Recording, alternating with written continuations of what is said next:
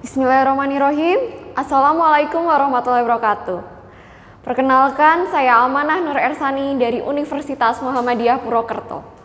Di sini saya sebagai Perdana Menteri. Saya setuju dengan kebijakan, yaitu Bank Sentral harus menetapkan bahwa menetapkan batasan pengeluaran pemerintah. Dengan pertimbangan saya, yaitu mempertimbangkan makna dari pengeluaran pemerintah itu sendiri.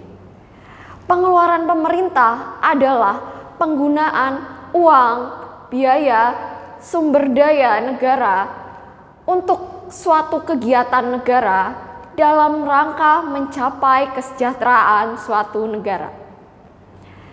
Nah, di sini pengeluaran pemerintah itu bisa saja irasional dan idealis bila tidak ada batasan-batasan yang jelas dan bila yang mengatur bukanlah suatu instansi yang paling mengerti tentang keuangan suatu negara. Lalu, Bank Sentral hadir sebagai instansi yang mengatur kebijakan moneter suatu negara. Bank Sentral juga hadir sebagai penjaga stabilitas suatu keuangan suatu negara dengan memperhatikan sektor perbankan maupun finansial. Dan Bank Sentral adalah instansi yang paling mengerti tentang keuangan negara, mulai dari total keuangan negara, jumlah keuangan yang masuk dan keluar, jumlah hutang, jumlah defisit suatu negara. Balik lagi ke pengeluaran pemerintah. Selama ini pengeluaran pemerintah masih kurang selaras jalannya dengan kurang memperhatikan jumlah total keuangan dalam suatu negara tersebut. Apabila tidak terdapat ketidakselarasan tersebut, maka yang terjadi bukanlah kesejahteraan. Bisa terjadi krisis moneter, bisa terjadi defisit. Nah, dari berbagai sektor yang membutuhkan anggaran keuangan, yang mengerti adalah pemerintah.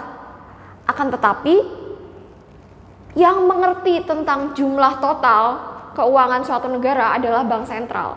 Sehingga di sini Bank Sentral perlu menetapkan batasan-batasan yang jelas tentang jumlah keuangan negara yang dimiliki untuk pengeluaran pemerintah agar mencapai kesejahteraan. Ya, kesejahteraan itu bisa dicapai apabila batasan-batasannya tertulis secara jelas dan diatur secara jelas, sektor demi sektornya, sesuai urgensi dalam suatu negara tersebut. Sektor-sektor maritim, sektor pertanian, pangan, pendidikan, kesehatan, alukisme, sektor pariwisata, semua untuk mensejahterakan suatu negara. Tetapi porsi masing-masingnya itu belum ada batasan yang jelas dengan tetap harus menselaraskan dengan total anggaran negara. Nah, di situ kita dapat saya menyimpulkan dan saya setuju dengan Bank Sentral harus menetapkan batasan pengeluaran pemerintah.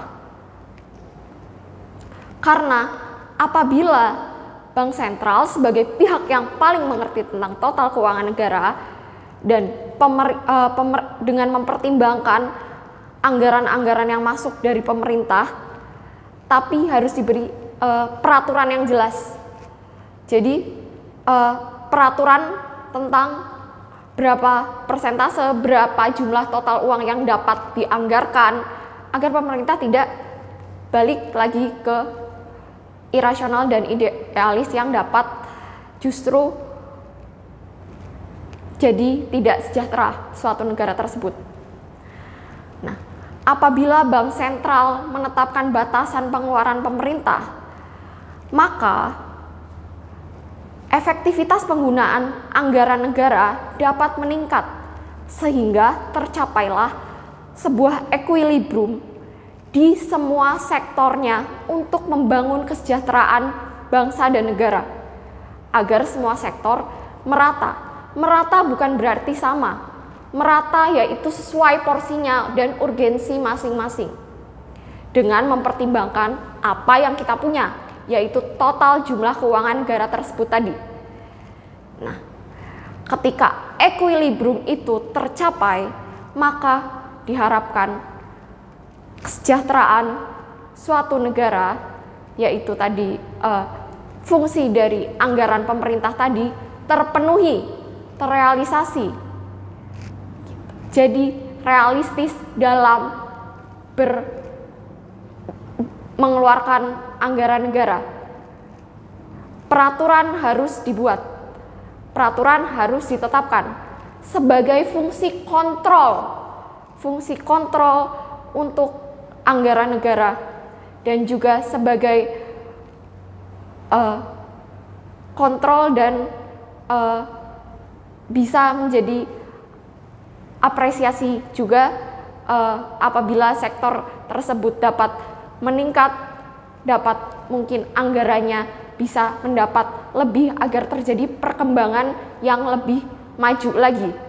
Karena apabila sudah ada peningkatan, lalu anggarannya pun Bank Sentral melihat lalu dia memberi apresiasi, dianggarkannya persentase lebih, maka di situ terdapat efektivitas yang lebih. Ya, sekian, saya setuju dengan Bank Sentral harus menetapkan batasan pengeluaran pemerintah. Cukup. Terima kasih. Wassalamualaikum warahmatullahi wabarakatuh.